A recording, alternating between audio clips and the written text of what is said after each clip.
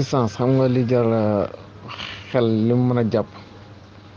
ci liñ gis ci image bi xoolal gars yi nga xam ne actuellement ni ñaa ngi ndogu ji ñi commencé di commentaire ñoom directement dañoo ñëw rek toog ci banc yi rek commencé di liggéey. gis nga vice présidentiel Ousmane Sonko taal na ndeysaan ordinateur bi ñu ngi sëgg ci dossier yi peut ni ñoom talaatuñ dara liggéey rek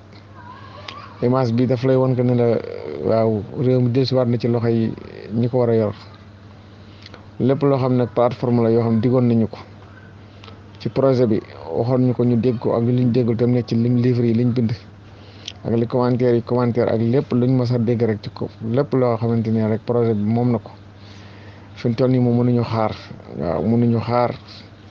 vice présidentiel Ousmane Sonko yàgg Bachir yal na leen yàlla jàppale te jàppale ñu waaye daal xaar bu mënu nekk waaw li ma leen di njëkk proposé nag man di leen ko ñaan waaw daanaka ruuj jot na fi mu toll nii nañ favoriser baykat yëpp may leen ren maanaam li nga xamante ne moom lañ soxla ci tool yi lépp lu ñu am rek ñu jàppalee ko baykat yi te amalee ko ci jiw bu baax a baax a baax a baax a baax a baax ci booleen jiw yëpp nag benn bu manqué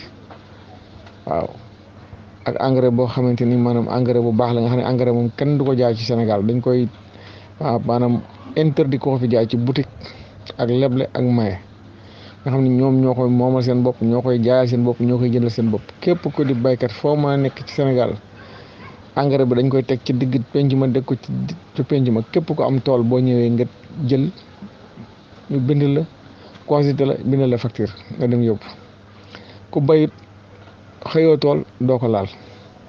xam ne engrais bi duñ ko teg ci loxol ma sàmba duñ ko teg ci loxol ma demba duñ ko teg ci loxol benn mbindeef boo xamante ni da ngay nekk ab